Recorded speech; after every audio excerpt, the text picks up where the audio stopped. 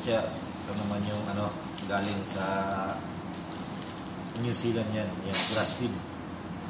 Bali gagawin ko siya ano, i-slice ko siya. Panoorin nyo.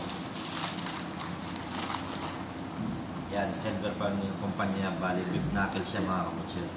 Yan. Kaya gawin ko siya dito sa amin. Pag dinisplay namin siya, magiging round stick siya mga kabutya. Punasan muna natin at kunting tissue. Tapos may parang mga nito dito. Mga joint niya, kaya pagbuwasan natin dito mga kabutya. Pakita ko sa inyo pag mabakbak to. Bali yung mga ano, mga puti, may mga basic to silang hinihiwa dito by joint. Ginagawa nilang stick, napakamahal na daw. Dito naman sa amin, kasi may nagtuturo din sa amin dito na puti. Dito naman sa amin, ginagawa lang raw stick, titrim lang natin na konti. Para maganda yung presentation niya. Dress? No like. No like. Ronaldo video making.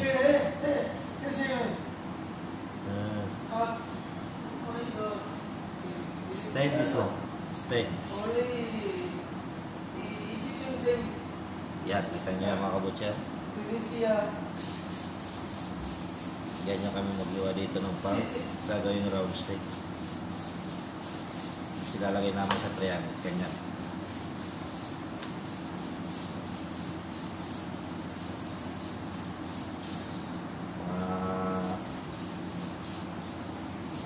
Half inch yung kapal nito mga kabutya. Para makapal lang sa camera, parang 1 inch, pero half inch lang yan.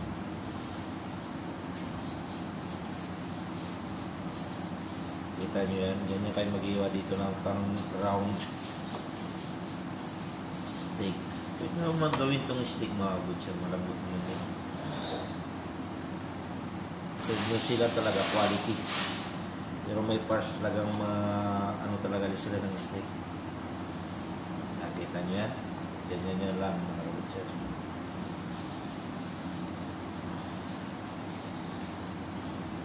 Yan. Papakita ko sa inyo paano namin lagay sa tray. Bali ganyan ang itsura niya mga kabutya. Pag dinisplay, parang half moon siya. Yan. Kaya, yun. Tapusin ko na ito isang slice pa ito.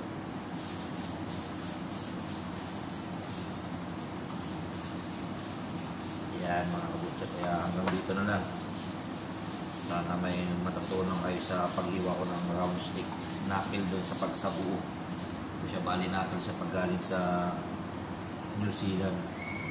Okay, hanggang dito na lang mga kabutya. Bless.